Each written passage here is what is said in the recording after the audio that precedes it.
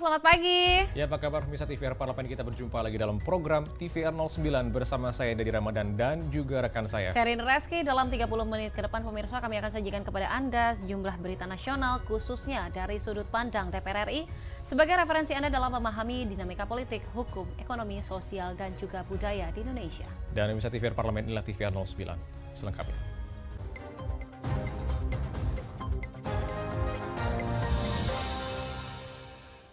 Menerima gelontoran dana penyertaan modal negara atau PMN yang cukup besar, Komisi 6 DPR RI mendorong BUMN pariwisata dan aviasi berkontribusi maksimal untuk menghasilkan keuntungan bagi negara.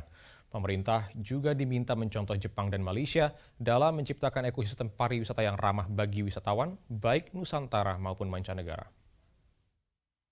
Menerima gelontoran dana penyertaan modal negara atau PMN yang cukup besar, Komisi 6 DPR RI mendorong BUMN pariwisata dan aviasi berkontribusi maksimal untuk menghasilkan keuntungan bagi negara. Pemerintah juga diminta mencontoh Jepang dan Malaysia dalam menciptakan ekosistem pariwisata yang ramah bagi wisatawan, baik Nusantara maupun mancanegara. Anggota Komisi 6 DPR RI Mahfuz Abdurrahman mengatakan, sudah seharusnya sektor pariwisata dikelola secara serius agar profit yang dihasilkan bisa maksimal. Menurutnya, BUMN pariwisata dan aviasi perlu menyusun strategi dan terobosan menarik. Infrastruktur dan daya dukung ekosistem pariwisata juga harus terus disempurnakan untuk memberikan pelayanan prima bagi wisatawan. Karena negara seperti Jepang, Malaysia serius sekarang mengelola industri wisatanya kan gitu.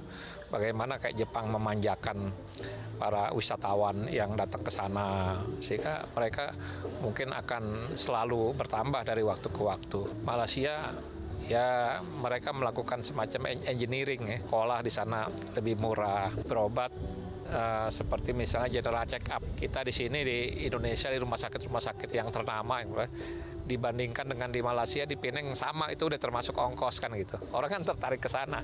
Nah, kalau udah di sana dia nginep belanja apa segala macam itu kan punya efek devisa. Kita memang perlu melakukan satu upaya yang luar biasa yang jangan biasa-biasa kan. Di sisi lain, Mahfuz meminta persoalan penumpukan wisatawan di Bali jadi perhatian serius. Menurutnya, wisatawan mancanegara perlu diperkenalkan kepada destinasi alternatif seperti Lombok dan Senggigi, Nusa Tenggara Barat. Dari Bali, Rifki Makdudi, TVR Parlemen, melaporkan. Pemirsa, memanasnya situasi geopolitik dunia pasca Iran dan juga Israel saling serang dikhawatirkan mempengaruhi pasokan dan juga harga bahan baku yang diimpor untuk kebutuhan industri. Di sini Komisi 6 DPR RI meminta pemerintah mewujudkan kemandirian di sektor ini dengan peningkatan tingkat komponen dalam negeri atau TKDN. Memanasnya situasi geopolitik dunia pasca Iran dan Israel saling serang dikhawatirkan memengaruhi pasokan dan harga bahan baku yang diimpor untuk kebutuhan industri. Komisi 6 DPR RI meminta pemerintah mewujudkan kemandirian di sektor ini dengan peningkatan tingkat komponen dalam negeri atau TKDN. Meski pemberlakuan TKDN untuk sejumlah industri di tanah air telah meningkat dari 20 menjadi 30%, anggota Komisi 6 DPR Herman Hairon meminta pemerintah terus meningkatkan angka ini. Pasalnya, Indonesia tidak bisa terus bergantung pada impor yang pasokannya kerap terganggu karena situasi global. Menurutnya, pemerintah harus mengupayakan produksi bahan baku industri di dalam negeri, misalnya dengan mengalihfungsikan BUMN yang kinerjanya kurang baik untuk memenuhi kebutuhan ini. Mana BUMN yang mampu untuk bisa menggunakan TKDN lebih besar, gitu. Dan ya ke depan menurut saya BUMN juga yang ya agak-agak loyo di bidangnya, lebih baik dialihkan kepada bagaimana membangun resources baru yang mampu ini menunjang terhadap berbagai kebutuhan yang saat ini basisnya terhadap impor. Contoh, baterai. Dengan kita melakukan hilirisasi. Hilirisasi juga ini bisa menjadi kunci baik terhadap kedaulatan energi, pangan, dan air maupun juga kedaulatan terhadap peningkatan kesejahteraan masyarakat.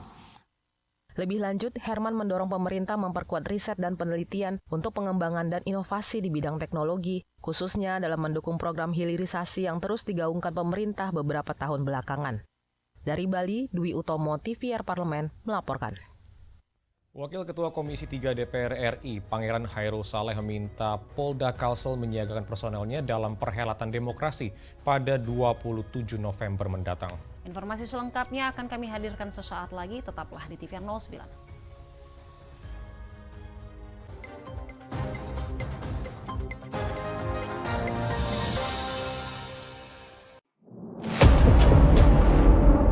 sini ditambang. Konflik yang terjadi, Warga sini tidak mengizinkan.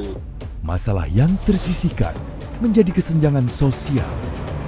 Ya namanya rakyat kecil gak bisa apa-apa, mau komplain juga gak didengar. Sebab apa? Itu menyangkut isi perut kami semua. Bagaimana memutus keterbatasan untuk didengar?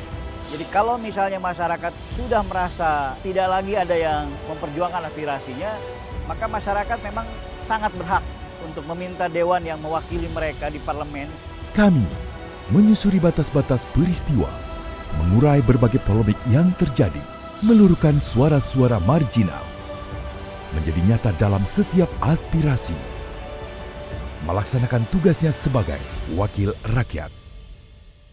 Saksikan Aksi Dewan setiap hari Senin dan Rabu pukul 10.30 waktu Indonesia Barat hanya di TVR Parlemen.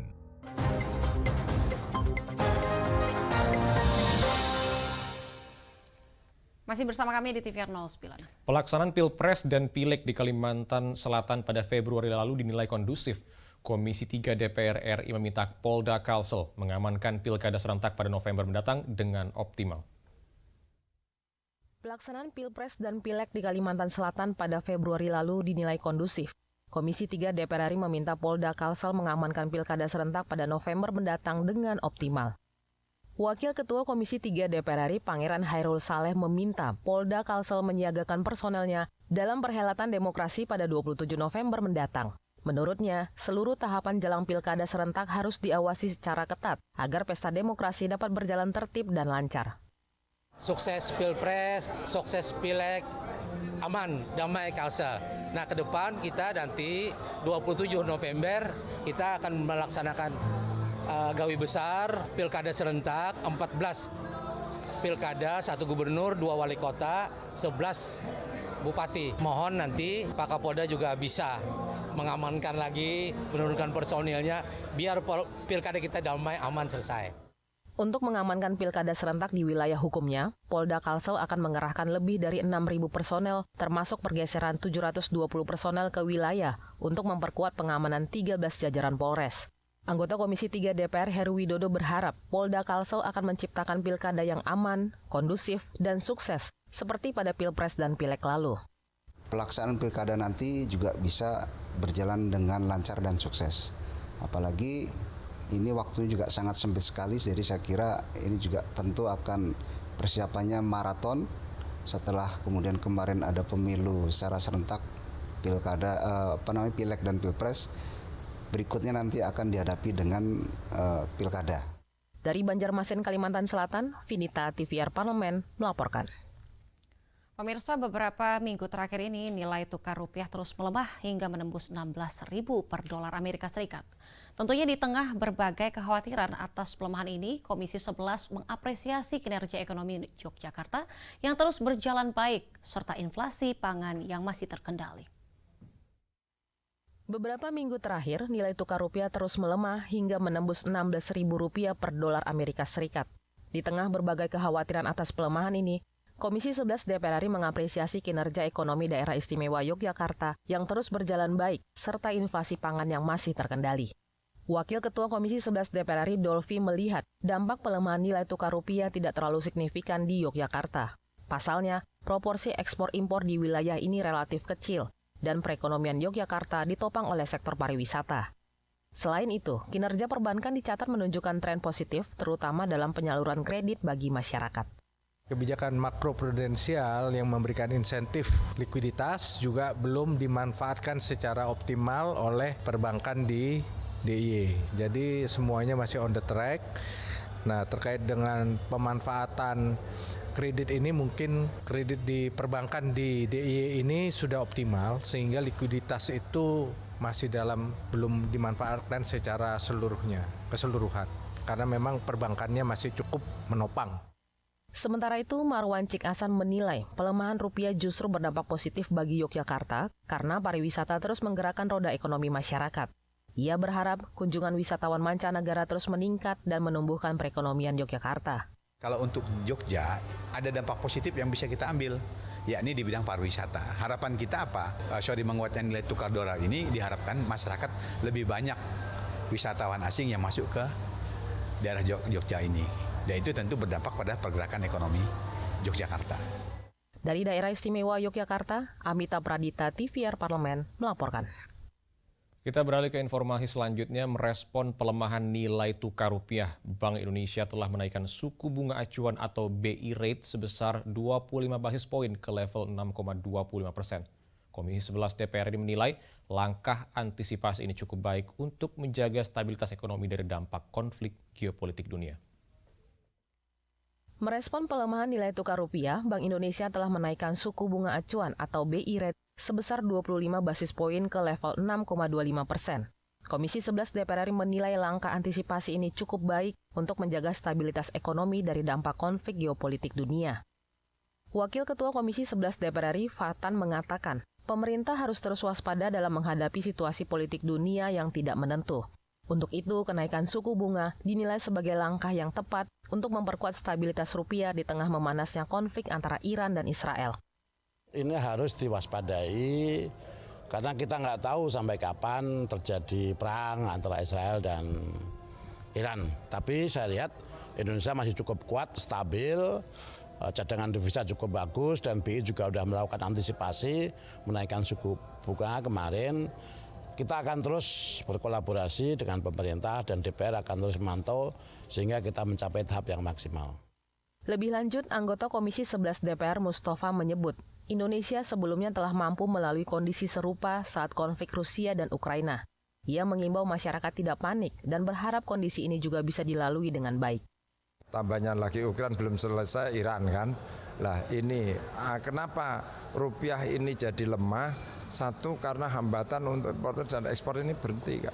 Lah kondisi seperti ini kita juga tidak bisa saling menyalahkan. Yuk kita sama-sama meyakini mudah-mudahan di negara kita ini, di republik ini, apapun kondisinya dengan pengalaman situasi dan kondisi seperti beberapa tahun yang lalu kita tidak perlu ada kekhawatiran. Dari Semarang, Jawa Tengah, Bondan Imana, TVR Parlemen, melaporkan. Bisnis perhotelan merupakan jenis usaha layanan bermalam yang tidak terlepas dari sektor pariwisata. Di mana ada wisata, disitulah bisnis perhotelan dapat berkembang dengan baik. Pemerintah melalui badan usaha milik negara ikut mengelola sektor perhotelan sebagai diversifikasi bisnis untuk meningkatkan ekonomi pariwisata di Indonesia. Dan informasi selengkapnya akan kami hadirkan sesaat lagi, tetaplah di TVR 09.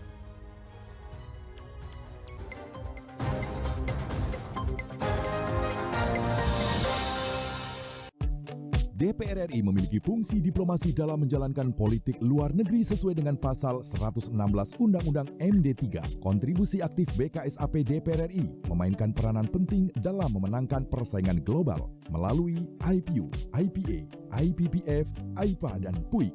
BKSAP memiliki komitmen yang tinggi dalam krisis kemanusiaan dunia. Fungsi diplomasi dijalankan untuk mendukung upaya pemerintah dalam melaksanakan politik luar negeri.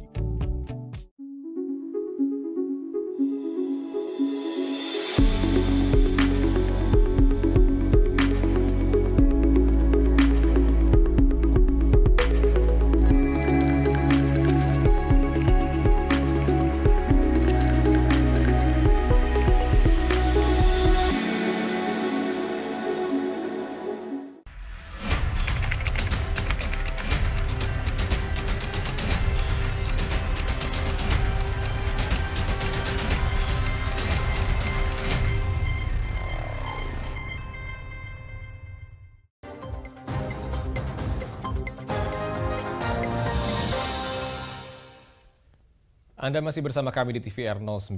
Pemirsa, total ada sekitar 30 hotel yang dikelola oleh BUMN. Namun, beberapa diantaranya belum menunjukkan kinerja ekonomi yang optimal.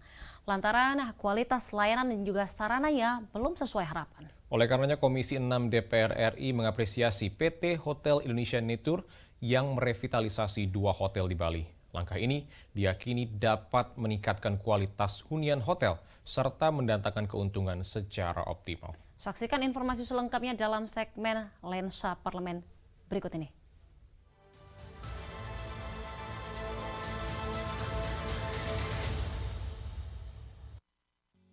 Bisnis perhotelan merupakan jenis usaha layanan bermalam yang tidak terlepas dari sektor pariwisata. Di mana ada wisata, disitulah bisnis perhotelan dapat berkembang dengan baik. pemerintah melalui badan usaha milik negara ikut mengelola sektor perhotelan sebagai diversifikasi bisnis untuk meningkatkan ekonomi pariwisata di Indonesia. Total ada sekitar 30 hotel yang dikelola oleh BUMN. Namun beberapa di antaranya belum menunjukkan kinerja ekonomi yang optimal, lantaran kualitas layanan dan sarananya belum sesuai harapan. Oleh karenanya, Komisi 6 DPR RI mengapresiasi PT Hotel Indonesia Natur yang merevitalisasi 2 hotel di Bali. 2 hotel yang direvitalisasi adalah Hotel Grand Ina Bali Beach menjadi Bali Beach Hotel dan The Meru Sanur. Salah satu aspek yang direvitalisasi adalah dengan menaikkan standar bintang 5+. Langkah ini diyakini dapat meningkatkan kualitas hunian hotel serta mendatangkan keuntungan secara optimal. Meski begitu, anggota Komisi 6 DPR RI Singgi Januratmoko mengatakan, bisnis BUMN di sektor perhotelan masih memiliki pekerjaan rumah yang besar, mengingat di kawasan lain banyak bangunan hotel BUMN yang sudah tua, sehingga membutuhkan renovasi yang cukup besar agar dapat kembali bersaing dengan para kompetitor.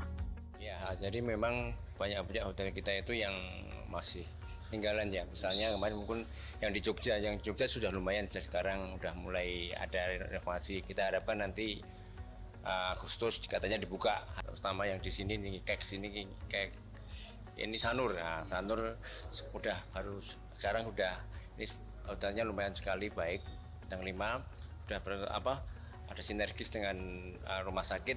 Nah, harapan kita nanti bisa meningkatkan tujuan bisa mengalahkan seperti wisata yang kesehatan ya, seperti di Penang dan lain-lain. Harapan kita itu jadi dia harus keluar negeri, tapi yang penting kualitasnya juga, dokternya baik, pelayanannya baik.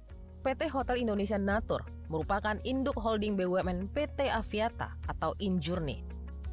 Untuk mencapai skala bisnis yang optimal, peran sebagai pemilik dan operator akan dipisah dalam holding hotel BUMN.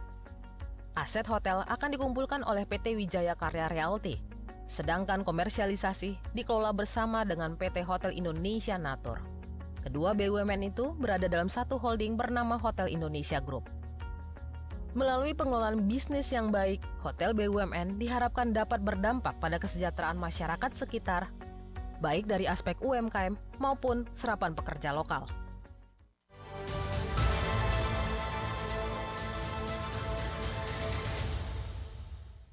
Pemirsa, tentunya selain terkenal oleh wisata alamnya, Sulawesi Tenggara juga memiliki wisata religi. Apa saja? Salah satunya yaitu Masjid Al-Alam.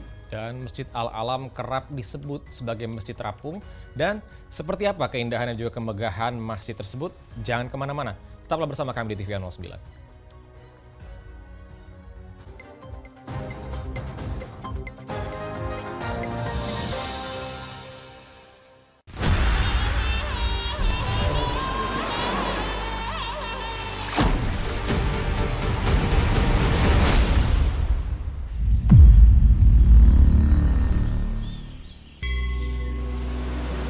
Air tak hanya penting untuk kehidupan manusia.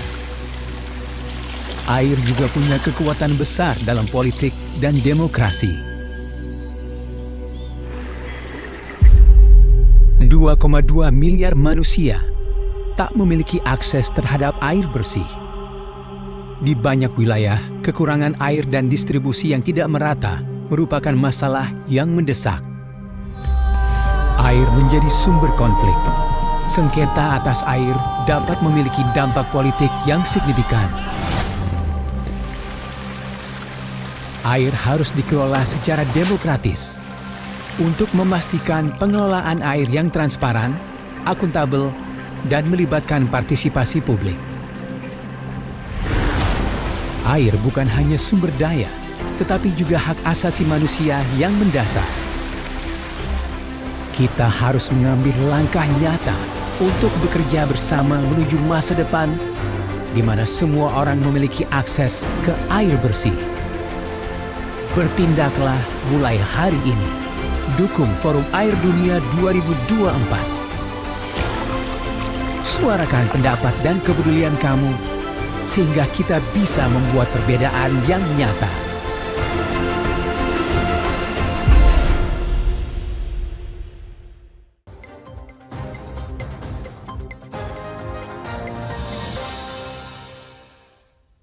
Terima kasih Anda masih bersama kami di TVR 09. Pemirsa, lokasi masjid yang anti mainstream di atas permukaan laut dan juga dominasi warna putih memberikan kesan elegan Masjid Al-Alam. Bangunannya yang unik dan juga elegan di tengah pesona teluk yang memanjakan mata menambah daya tarik bagi masjid ini. Tanpa berlama-lama, mari kita saksikan tayangan indahnya Masjid Al-Alam, masjid terapung di Teluk Kendari pada segmen Intips, informasi dan tips berikut ini.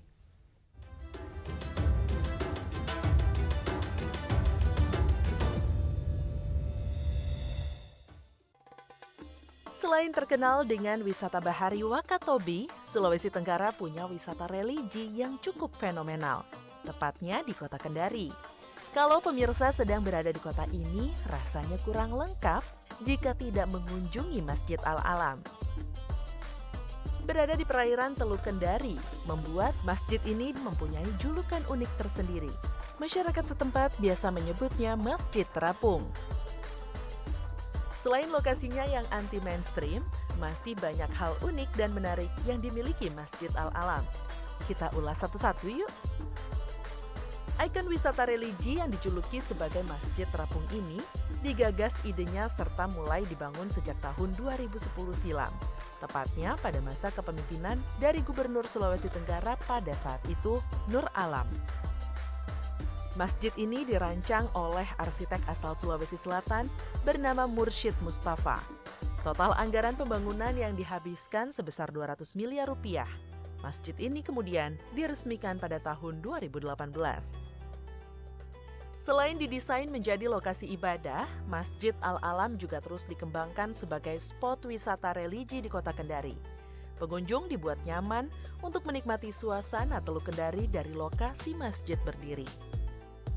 Posisi Masjid Al-Alam di tengah Teluk Kendari bisa disejajarkan dengan Masjid Al-Rahmah di Jeddah atau Masjid Malaka di Malaysia.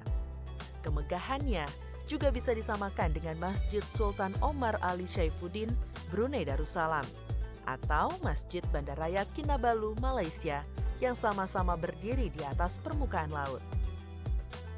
Mengunjungi Masjid Al-Alam Kendari, selain untuk bertujuan ibadah, keindahan arsitekturnya juga kerap diabadikan dalam fotografi. Masjid dengan luas 12.692 meter persegi ini terbagi menjadi bangunan utama masjid, plaza tertutup, dan plaza terbuka. Para pemburu foto kerap menjadikan lokasi ini sebagai salah satu tempat favorit mereka untuk mengabadikan momen berharga. Alhamdulillah saya sudah kedua kali ini ke Masjid Al-Alam. Ini alhamdulillahnya bisa sholat Jumat di sini untuk hari ini. Alhamdulillah luar biasa untuk hari ini. Makanya saya sengaja sholat Jumat di sini untuk menyaksikan secara langsung Jumatan di sini, dan memang luar biasa sekali masjidnya.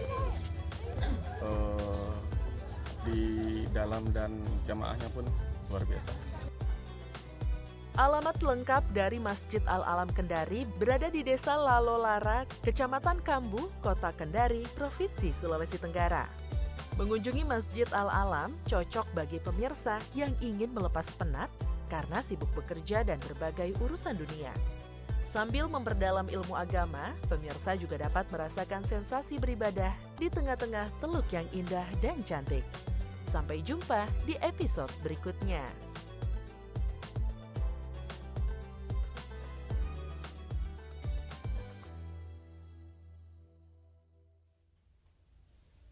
Dan informasi tadi sekaligus menutup jumpa kita pagi ini, dan di penghujung acara kami informasikan kepada Anda bahwa saat ini DPR RI sedang memasuki masa reses di mana seluruh anggota Dewan kembali ke daerah pemilihannya masing-masing untuk melaksanakan fungsi representasi DPR, menyerap dan juga menindaklanjuti dan memberikan pertanggungjawaban kepada konstituen di daerah pemilihannya. Dan juga sejumlah agenda serta program DPR RI lainnya masih dapat Anda saksikan secara langsung di TVR Parlemen melalui kanal utama, kanal komisi dan juga kanal alat kelengkapan Dewan lainnya yang dapat Anda akses di tvr.dpr.go.id.